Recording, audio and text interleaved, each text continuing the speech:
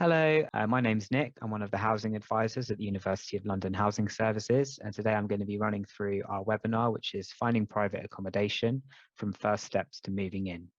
The idea of this webinar is just to give you a bit of background on what to look out for when you're looking for accommodation, how to avoid problems and scams, what to expect, and where to look. So just to give you a bit of background about what we do as a service. So the University of London Housing Services can help you find accommodation. So we have a property platform which you can use to search for accommodation from private landlords, from letting agents, and also from other student accommodation providers like private halls, for example. We can also help you find flatmates. So we have a University of London Flatmate Finder Facebook group that you can log on to. You can post looking for flatmates. You can also post if you've got a spare room in your property, for example, and you need a new flatmate to move in. We also run a contract checking service. So this allows you to have your contract checked by one of our housing advisors to make sure that there's no problems with it, to check that there's nothing that needs to be added to it, and that it says what you're expecting it to say. We also offer housing advice more generally. So if things are maybe not going well in your property, for example, if the landlord hasn't done repairs that they're supposed to do, then we can help and advocate for you.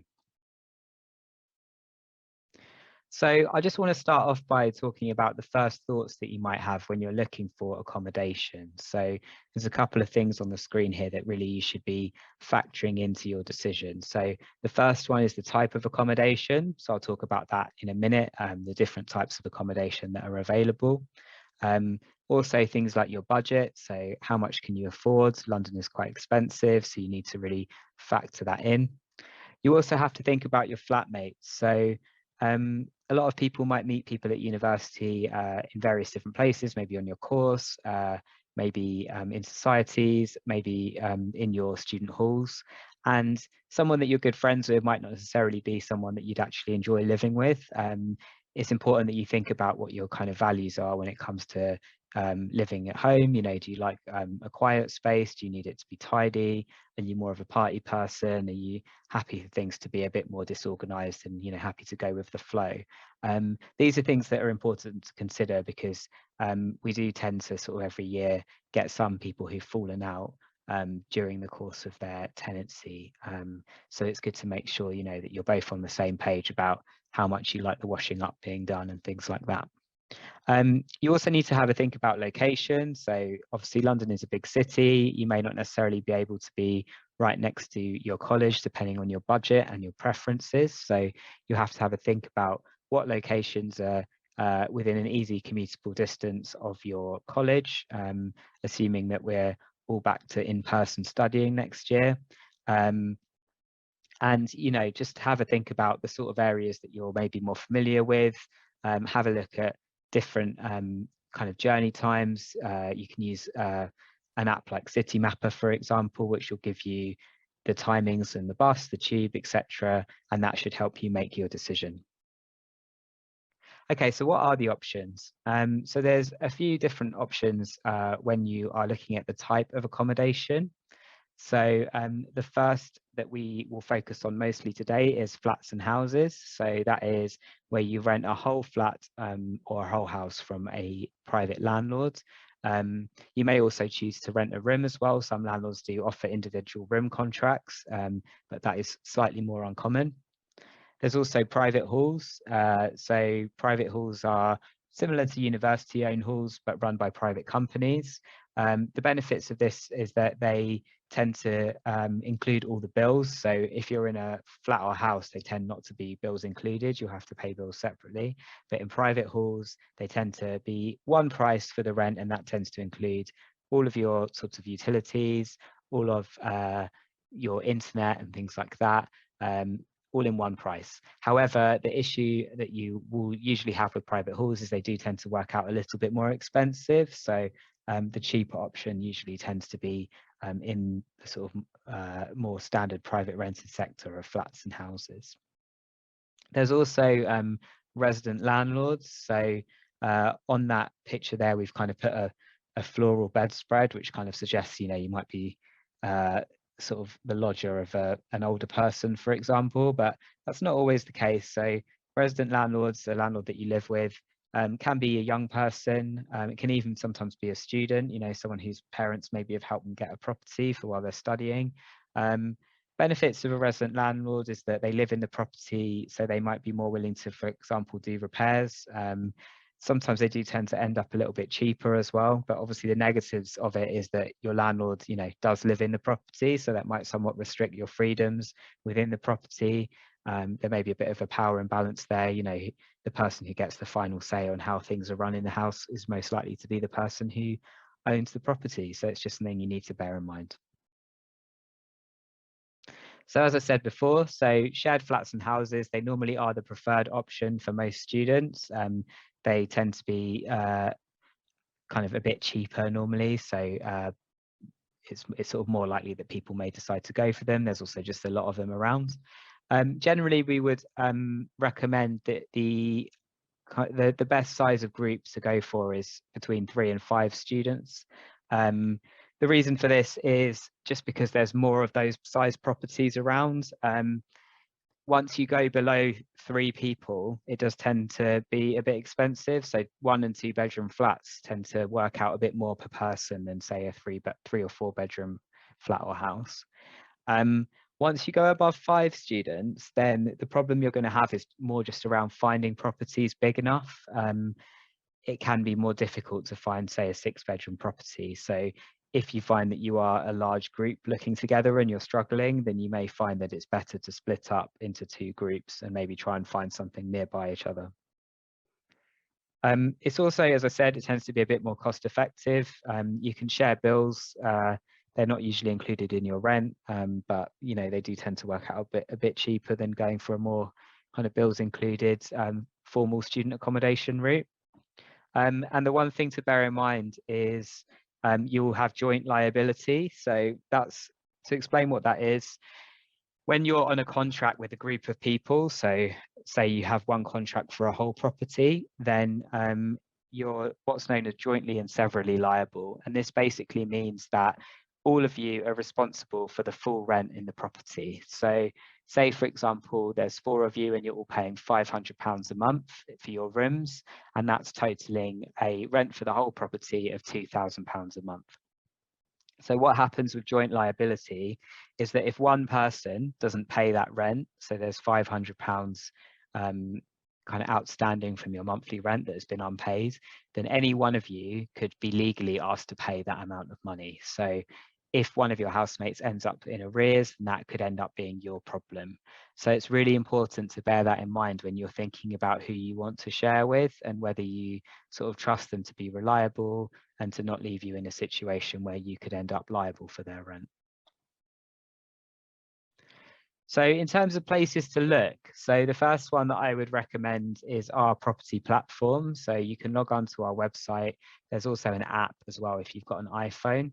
So on our platform, you can find whole properties as well as individual rooms. So it's good if you're looking alone or if you're with a group. All the landlords and letting agents who are on our platform have signed up to our Code of Good Practice. And you can search by proximity to your university, which can be quite useful. It's free to use. The landlords who are on it, as I said, they've been vetted by us. We've checked that they actually do, for example, own the property, and that they're happy to abide by our code of practice. There's also the option of having your property sort of managed entirely through the app, so you can pay your rent through there, report repairs through there, etc. Can make things a bit easier. So I definitely suggest logging on and having a look on there. As I said, you can also look on our Flatmate Finder Facebook group. So this is good if you don't yet have flatmates. You can buddy up with people. So, just post a bit about yourself, what you're looking for, hopefully find some people looking for the same thing. You can also use that space to advertise a spare room available in your property. So if you're already in a house share, maybe one of your flatmates is going on a year abroad, it's a great place to say, look, we've got this spare room, is anyone interested? You can also, if you're individual looking, just see if there's any rooms available in existing student house shares. So it's a good way to find a group of people to live with if you're looking alone. So the URL is there. It's facebook.com group/flatmate finder. So check it out if you need to. So where else to look? So there's quite a few other places online to look. I'm sure you may have come across them if you have tried to look for a property in London. So I'll go through a few of them here. So there's Spare Room. Spare Room is generally a website for people looking for rooms in houses. So similar to kind of the sort of adverts that you might see on our Flatmate Finder Facebook group, people who've already got an established house share and they need somebody to move in. The disadvantage of Spare Room is that there can be a fee to reply to new ads. So the newest adverts, often you need to pay a subscription if you want to be able to reply to them. Otherwise, it makes you wait a couple of weeks. There are sometimes landlords with whole properties advertising on Spare Room, and that is fine. You know, there's nothing inherently like scammy about doing that. But what you should just be aware of is that there are occasionally scams on there. So if anything doesn't seem quite right, and I'll talk about this a bit more later, it's always worth just getting one of us advisors just to have a look at it for you. There's also Rightmove, Zoopla, and Open Rent. So these websites are more for whole properties. So if you're in a group of students and you're looking for a whole flat or a whole house, these are a good place to look. So Rightmove and Zoopla tend to sort of collate adverts from lots of different letting agents all in one place. So instead of having to go on all of their different websites to have a look at what they've got available, you can have a look at the feed on Rightmove or Zoopla, and it will show you properties from lots of different agents in that area. Open Rent is similar, but it's actually more for landlords. So it's usually landlords posting directly their properties on there. So some people prefer this because it means you don't have to go through an agent. So all of those are worth having a look at if you haven't managed to find anything on our platform. There's also Gumtree. So Gumtree is like a classic kind of more old school listings website, similar to sort of Craigslist if you've come across that elsewhere. So it's free listings and people might post whole properties and rooms. The fact that it's free and it's a kind of, you know, fairly anonymous way of posting ads means that it has been more associated with scams perhaps than other places. But again, it doesn't mean that any property you see on there is a scam. It's just one of those things where you need to consider whether something seems a bit too good to be true. You know, if it's very cheap, for example, for the area, then it may not be a genuine advert. But again, I'll talk a little bit more about scams later on.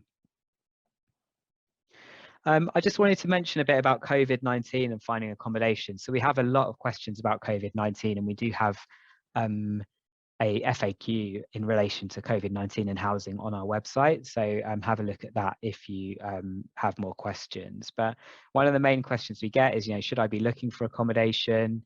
If I don't look now, then is it going to be too late? It's never too late is my answer to any question about that. It's never too late to look for accommodation. London isn't like other student cities where there's only a sort of limited stock of private rented accommodation for students. Because lots of people in London rent and lots of people are moving all throughout the year, and many landlords will accept professionals or students, there's never a time where you're not going to find a student property.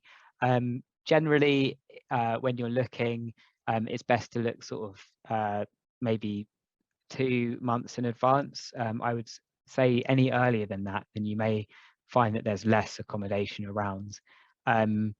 But even if you looked a couple of weeks beforehand, you would be able to find something. In terms of whether now is a good time to sign something, the thing is with COVID is it's unpredictable, as we've learned over the past sort of year and a half.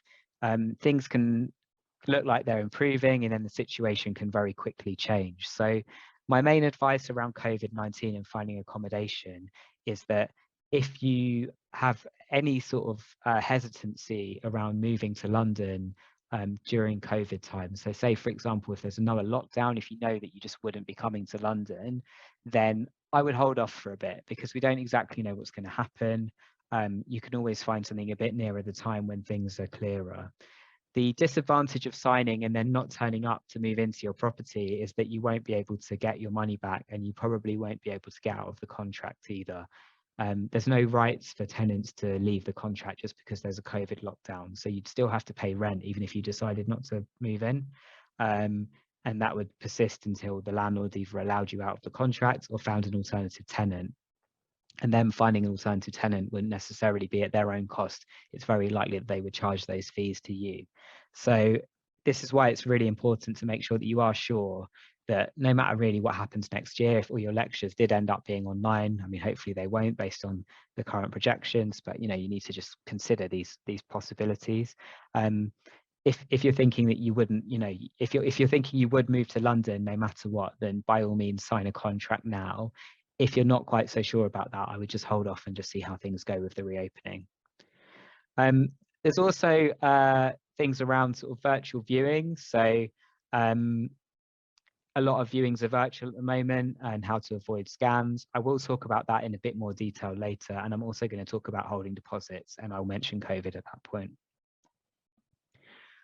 Things to think about as well. So when you're looking at a property, can you afford it? So don't think about just the rent. If the rent is at the very top of your budget, then you're going to be in trouble because bills are unpredictable. They could be more in the winter, less in the summer, for example. You need to think about travel to university. If lectures are in person again, then you're going to have to be there. So you need to make sure you've got money for the bus or the tube. I'd always recommend, if you're a bit short of cash, the bus is a lot cheaper.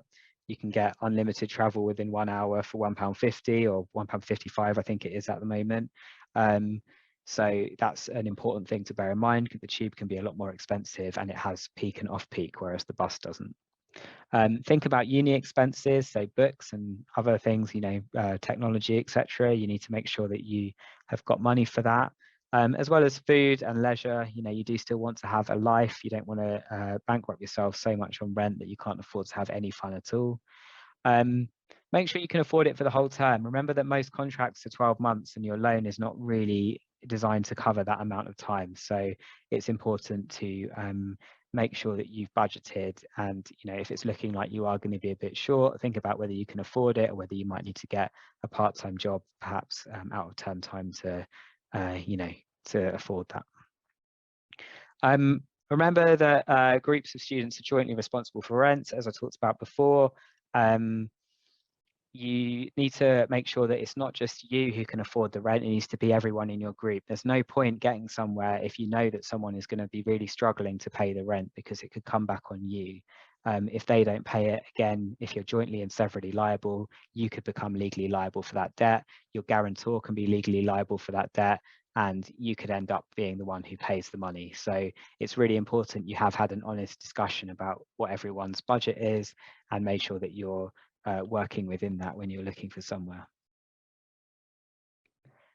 Okay, so a bit about fees. So you used to have to budget quite a lot of money when moving into a new property, because agents and landlords were allowed to charge very high fees for things like signing contracts, doing referencing, etc. So the good news is that from June 2019, so a little while ago now, landlords and agents were banned from charging most of these fees for new contracts. And that's been banned as well since June 2020 for any pre-existing contracts. So even if you're renewing, you can't be charged these fees anymore. So it applies whether or not you're a tenant, licensee or lodger. So if you've got a living landlord, if you're in a student hall, if you're a tenant with a sort of traditional landlord's tenant setup, they can't charge you fees. Same with letting agents. It applies to student accommodation. So as I said, all those previous fees, admin fees, you know, check-in, check-out. If you ever were unfortunate enough to rent during that time, you may remember sort of being charged £200 to sign a photocopy of a contract. That's not going to happen anymore. So brilliant.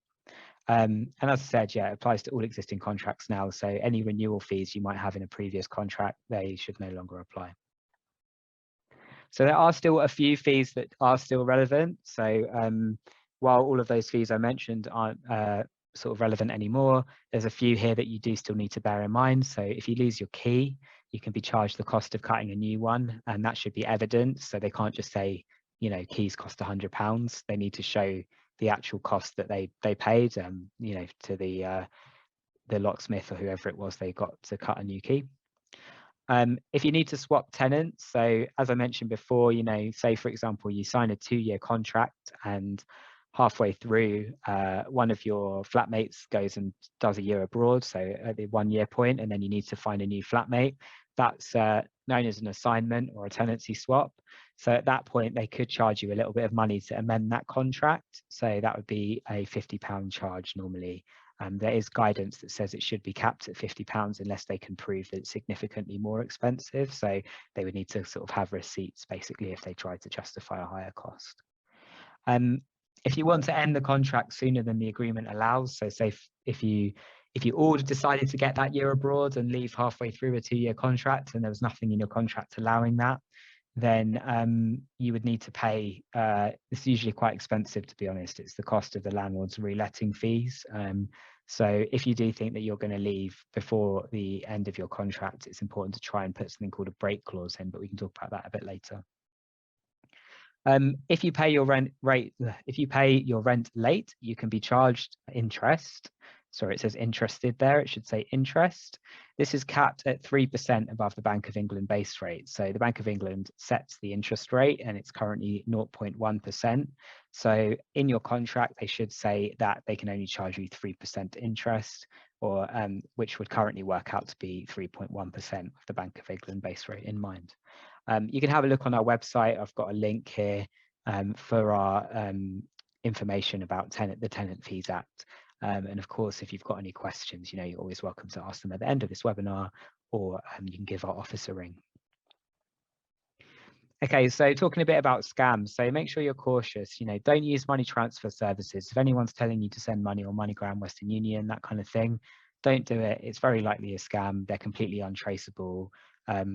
Most legit landlords wouldn't be using those services, and it's very likely that you're transferring money somewhere else, not to a London landlord if you're using those. Don't ever pay anything before viewing. In 2021, that really means before a virtual viewing, but sometimes landlords will say that you need to pay to view the property in person, and if any landlord says that, it's a massive red flag, because it's illegal and it tends to show that they don't actually have a property to show you. It's very easy for somebody to find some stock images of a rental property online and sort of invent a property, and we do have people scammed like this. So make sure that it does seem like a legitimate thing. If you're not sure about it, then you can always call the office and ask for some advice. So signs that it isn't legitimate. So if the deal seems almost too good to be true, so say for example, if you're looking in Bloomsbury and all the properties are quite expensive, and all of a sudden you find this beautiful one for sort of like a 2-bedroom flat for £1,000 a month or something, it's just not going to be the real deal. It's going to be a scam. It's going to be someone trying to prey on the fact that you're looking for a good quality and affordable property. So just try and use your judgment there, really. We tend to find, or at least I tend to find, that a lot of these scams start off on Facebook. So people are in Facebook housing groups posting as claiming to be a landlord, and then it turns out that person doesn't even exist, and the property often doesn't even exist.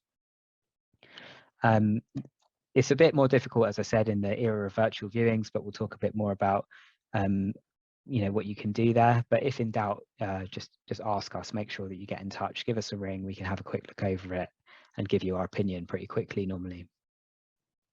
So virtual viewings. So it is harder with virtual viewings to see problems generally. So if you are just watching a video, it's very easy for them to just film the bits that look nice and not film the bits of mold on the ceiling or anything like that. So ideally you should ask for a live virtual viewing if possible. So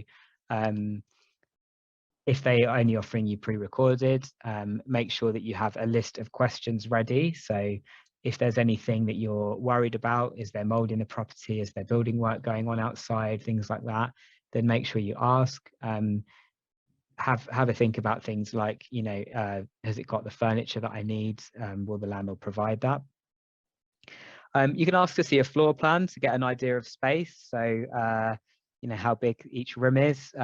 You can use sort of online room planners sometimes to have a look at what sort of furniture, for example, would fit into the space. So if you're worried that you can't get a double bed and a desk into the same room, then this sort of thing should be able to give you a bit of an idea of that. And just make sure you get any promises in writing. So if the landlord says, oh, no, the property's never suffered with mold, and then you turn up and it's full of mold, it's good if you've got that in writing, because then obviously you can follow it up later. Similarly with things like, is the landlord going to provide a desk or a wardrobe, things like that, get those in writing so that you know for certain what you're getting.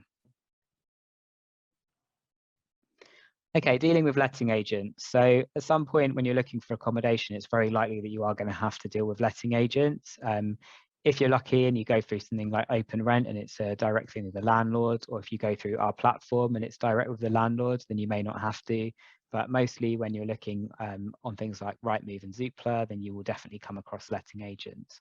Any letting agent you deal with must belong to something called a redress scheme. So a redress scheme is like a scheme that kind of regulates agents. They've got a code of conduct that they have to follow, and if the agent misbehaves, then you can report them to the redress scheme. The redress scheme will look at the case and make a ruling on whether, for example, you're owed money back or things like that.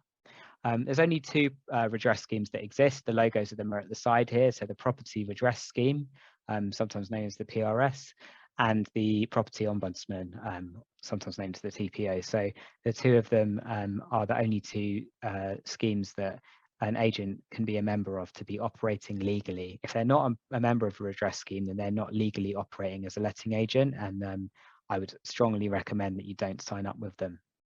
As I mentioned before, so agents can't charge fees anymore. So if you're asked for fees for anything other than the ones that we talked about before, losing the key or doing an assignment or leaving early or charging you interest if the rent is late, then that's illegal and they shouldn't be charging you them. So if you do find that an agent's asking you for fees, get in touch with us and we will try and help you with that. Remember that they do work for the landlord. So when you ask an agent for something, when you're doing viewings and things like that, they're going to try and sell the property to you. So just remember that, you can't necessarily trust them to act on your behalf. They're trying to sell the property to tenants to try and get someone in to rent it, so they're going to give it the most favorable review possible. So if you do want to know things, you need to make sure you're asking kind of objective questions and not just saying, is the property nice? You could say things like, has the property had any problems with disrepair, or has there been an issue with mold this year, or does the property have condensation? Not just asking sort of vague questions, trying to get your specific questions answered. And any responses, as I mentioned before, really should be in writing. You can look online for reviews for agents. So Google reviews can be useful. I always take most reviews with a pinch of salt, because I think that people are more likely to write a negative review about something like a letting agent than a positive review. So it may be difficult to, fully ascertain what an agent is like just purely from reviews, but I think it can help a bit to have a look through them. And also you can check if they're accredited. So they might be a member of a voluntary scheme. So for example, the Safer Agent scheme that we've referred to here, there's a lot of voluntary things they can sign up to. So have a look on their website and see if they are a member of Safer Agent, for example. Just gives you a bit more peace of mind that they're taking things seriously and ensuring that they're, some of the best out there. Okay, so when you are doing viewings, what to look out for? So important one is smoke alarms. So it's a legal requirement for landlords to have smoke and carbon monoxide alarms if there's gas. So if they're not in place or they're not working, then obviously that's not a great sign. Have a look for damp or mold patches. So if there's lots of issues with damp or mold, even if the agent's saying, oh yeah, we'll have that all fixed by the time you move in, I'd be a little bit skeptical of that, because properties tend to be quite prone to damp and mold. If they're going to get it, it doesn't just disappear really easily. It normally takes quite a lot of work on the landlord's behalf. So if the property does look really bad with that kind of thing, then it may be better to avoid it. If there's any signs of infestation, so properties in London, can suffer from problems with mice, rats, very occasionally cockroaches, bed bugs. if the current tenants say that, there's been a big problem with bed bugs, or if you can see any kind of obvious things like droppings or anything like that of mice or rats, then again, it's not a sign of a particularly well looked after property. So it's worth kind of paying attention to that. Things like exposed wires, cracked plugs and switches, very bad sign. Landlords need to have electrical safety certificates now. So if the electrics are in a terrible state, then that's really a big sign of a neglected property. So I would, avoid. And just don't be afraid to ask questions. So, as I said before, it's really important to ask those specific questions if you've got concerns about things. The the problem is with doing viewings is that there's this concept sort of called buyer beware, which is basically that unless you ask the question about a problem, then they don't necessarily need to tell you about it. So say, for example, if the next door neighbor, or if the upstairs neighbor, or if the landlord himself is planning on doing, some serious building work to the property over the whole course of your tenancy, unless you ask them about that, then they don't actually have to tell you. So it's really important that if you are concerned about things like that, that you do ask the question. Okay, so what happens next once you've found somewhere, you viewed the property, you like it, it's not full of crack plugs and rats, then what do you do next? You pay the holding deposit. So this is money that you pay to secure your interest in the property. So what I mean by that is you're sort of confirming that you do want it, and ideally the agent should, or landlord should, take it off the market, but that doesn't always happen for reasons I'll explain in a second. So yeah, so a holding deposit should be 1 week's rent or less. If it's any more than that, then that's illegal under the Tenant Fees Act that I mentioned to you. So the reason why it wouldn't stop the landlord or agent advertising it to other people is just if the landlord has instructed more than one letting agent. So say if they've instructed 2 letting agents and you pay your holding deposit to one, that should stop that agent advertising it, but you've got no relationship with the other one, so they may continue to advertise the property. So it's just worth knowing that. It is unusual to lose a property after the landlord's accepted your offer, but just paying a holding deposit doesn't necessarily guarantee that you will get it. So it's just worth being aware of that. The holding deposit is refundable, but only if the landlord changes their mind. So if you change your mind, but you've already started the process of referencing and everything like that, then it's quite unlikely you will see that holding deposit money back to you if you decide to pull out. Occasionally, we do have cases where we can get the holding deposit money back, even if it is the student who's decided they don't want the property anymore, but it can be more difficult. It's sort of a case-by-case basis.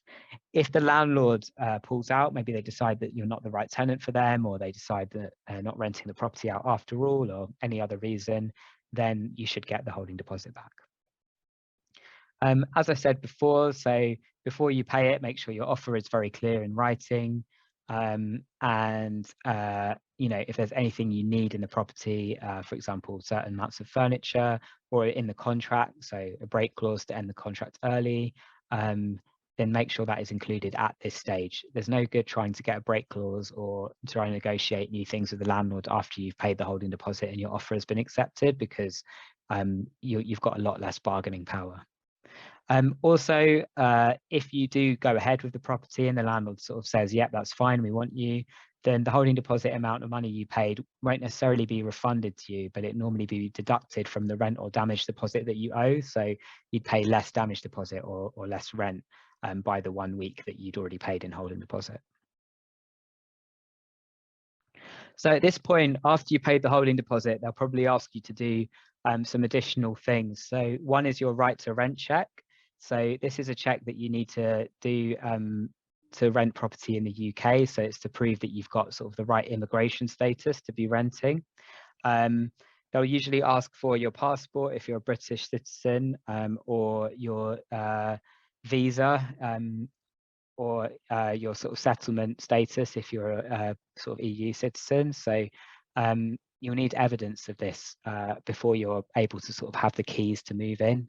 So it's just worth being aware of that. You'll also normally be asked to do a reference check. So this is normally sort of a credit check, basically, to check that you don't have loads of debt. Most students don't have a high enough income to rent a property by themselves if they're a full-time student and they're not sort of in work, it can be very difficult. So what normally needs to happen is that you will need a guarantor. So this is often people's parents, but a guarantor normally has to be UK based. So if you're an international student, this can create some problems. So what agents and landlords normally ask for if you're an international student is rent in advance, and this is usually 6 months in advance. So if you aren't able to do that, then there's some other options. There's like professional guarantor schemes that will act as a guarantor for you, but you do tend to need to pay money for that. So yeah, these are things that you need to consider. There may be some landlords who don't ask for rent in advance, but there's no real obvious way of finding them. It just seems to be just luck for some students. You'll also at this point be asked to pay a damage deposit, which I'll talk about a bit more in a minute. So that's normally sort of up to 5 weeks rent, very occasionally a bit more. And the point of that is to protect the landlord against any potential damage to the property during the tenancy. If there is damages, then they can take the money out to pay for it from the damage deposit. Okay, so your contract. So you should probably around this time see a draft of your contract. Things to check to make sure that it's what it should be. Is it the right type of contract? So if you're not living with your landlord, it should be something called an assured short hold tenancy. If it isn't this, then that may raise a red flag. Check that the dates are correct. So does it start and end at the right time that you expect it to? If you're expecting a sort of 10-month contract, just for term time, make sure the landlord hasn't sneakily put in a 12-month one. Check that there's a break clause. So if you've asked for a break clause, and that's basically a clause in the agreement that will allow you to leave the tenancy early if you decide that you don't want to continue it. So normally these are at 6 months if it's a 12-month tenancy, but they may be earlier or later depending on the landlord's preference. So if you're expecting one, if you'd agreed one at the holding deposit stage, make sure it is actually in there, because if it isn't, then that can cause a problem later on when you go to use it. Make sure you get any agreements in writing, so whether it's going to be furnished or professionally cleaned. Again, I've said that quite a few times, but it's really important to bear that in mind. And do make sure that you read the contract. So I do a lot of contract checks, and often I get students saying, oh, I've not actually read it yet. And if you don't read it, then you're not going to know if there's anything in it that you don't understand. It's really important that you do have a read through and make sure that you understand it. And if you don't, or if you've got questions about whether or not it's okay, just get some advice. We offer free contract checks. There's also a contract advice guide on our website that you can find that can help you figure out for yourself whether your contract is right for you or not. Okay, so damage deposits. So as I said before, this is money that the landlord holds on to sort of as security against damage against the property. They also may use it if you don't pay rent, they might withhold the deposit. So it's limited to 5 weeks rent or 6 weeks rent if the total annual rent is above £50,000. So only if you've got a very expensive, very large property is that going to apply. For most people, it's 5 weeks or less. This is normally paid around the time that you sign the contract. So you'll pay it generally around that time, usually with your first month's rent as well. It needs to be held in a protection scheme by law. So this is a deposit protection scheme is a scheme that basically looks after your deposit money until the end of the tenancy. And then if there's a dispute about who should get it back, they'll make the decision. So by law, it has to be in one of those. It's refunded in full at the end of the tenancy if you haven't caused any damage and there's no rent outstanding. So if you find that you haven't caused damage and there isn't rent outstanding and the landlord isn't returning it, then you can normally go to the deposit scheme and they will make a decision on who should get the money back.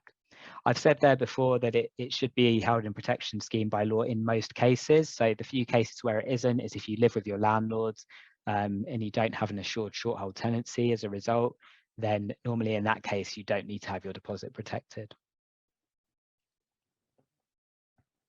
So there's 3 approved deposit protection schemes. So there's the TDS, My Deposits, and the DPS. Those are the only 3. So if your landlord claims he's put your deposit in a different one, it doesn't exist. It's not a legitimate one. So just something to bear in mind. If your landlord never tells you where your deposit is being held, then there's checkers on those websites that will show you if it's in there. Within 30 days of you paying the money to the landlord, then he has to do two things. So one is protect the deposit in one of the free deposit schemes that I've mentioned. But the second is to provide you with the prescribed information for the relevant scheme. So this is like the info about where it's being held, what the rules are, and everything like that. If the landlord doesn't provide that, then they're breaking the law in exactly the same way they would be if they never protected the deposit at all.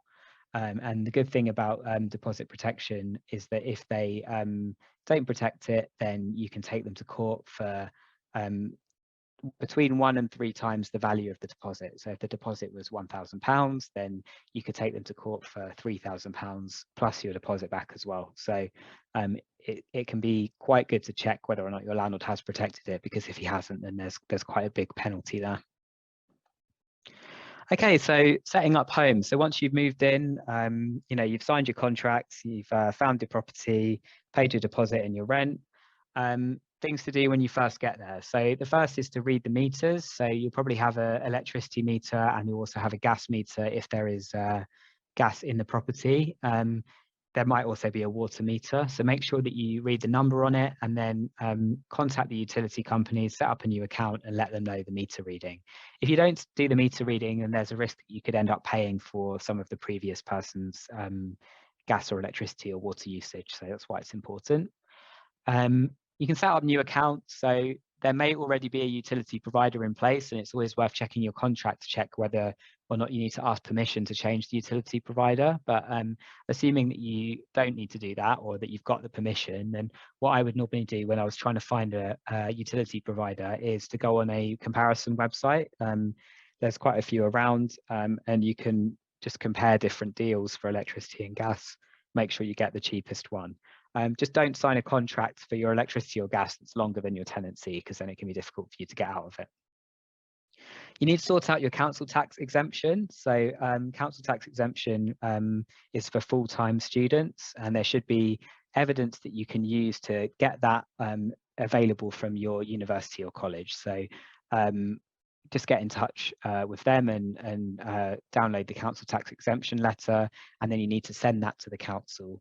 Whatever you do, don't just ignore letters from the council about council tax because you're a student, you don't have to pay it, because they will start taking you to court if they haven't had the money and they haven't had the formal notification that you're a full-time student. So don't be silly and let yourself get a court kind of cost fine just because you've wasted their time.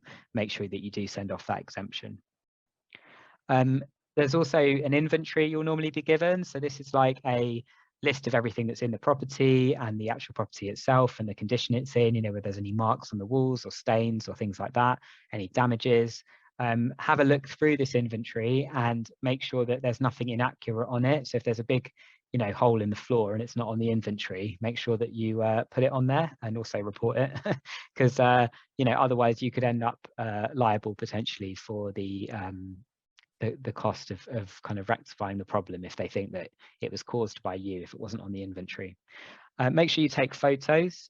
Very occasionally you won't get an inventory at all, and it's even more important to kind of make your own notes at that point. But even if you do, it's still good to take your own photos. Make sure that there's a record of the condition when you moved in, particularly if there's any problems. Make sure that you do have some good photos of them. And make sure you do report any problems or defects straight away. As a tenant, it's part of your responsibility to look after the property, and if you haven't reported issues when they've turned up, then it can result in you basically being liable for further costs if the problem gets worse. So this is why it's quite important. Leaving early. So if you do find that you want to leave before the end of your contract, then it can be a tricky situation, particularly if you don't have a break clause. So you might find that you can leave early. So if the landlord says you can, so if they give permission for a surrender, or like I said, if you have a valid break clause, it can be difficult to convince a landlord to let you leave early. So if you do find that you can't and you don't have a break clause, then you do remain liable for that rent. You have to still pay it even if you're not living there.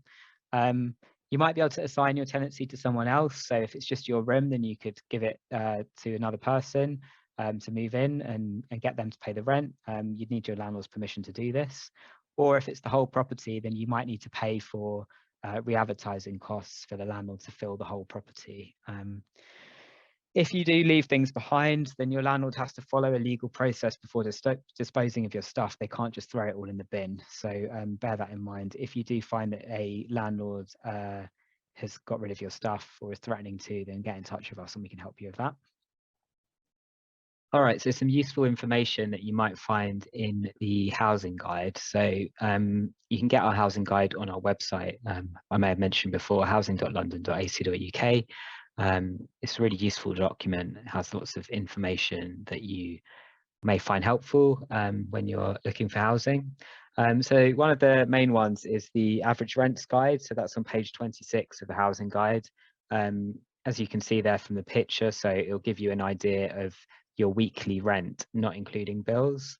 So that rent will be for a bedroom in a four bed property. So if you're in a smaller property, you may find it slightly more expensive. If you're in a larger one, it may be slightly less just because of the division of rent being between more people.